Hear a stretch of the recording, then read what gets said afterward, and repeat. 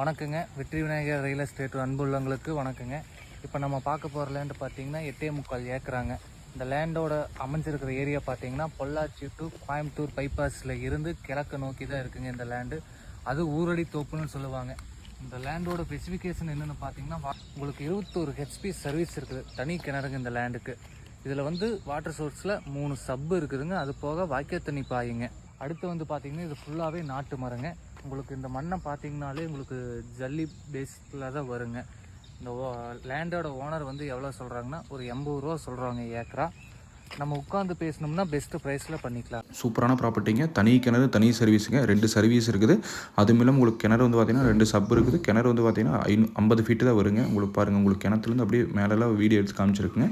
Location அருமையான location தான். மறுபடியும் சொல்கிறேங்க, பொள்ளாச்சி டு கோயம்புத்தூர் பைபாஸ் பக்கமாக அமைச்சிருக்குது. மெயின் ரோடு ஃபேஸ்லேருந்து உங்களுக்கு ஒரு 25 டு ஒரு 30 அடி தரத்தில் பார்த்திங்கன்னா நீட்டாக இருக்குதுங்க. லேண்ட் பார்த்திங்கன்னா உங்களுக்கு நேரில் விசிட் பண்ணும்போது தெரியுங்க. சூப்பரான ப்ராப்பர்ட்டி, மிஸ் பண்ணிடாதீங்க.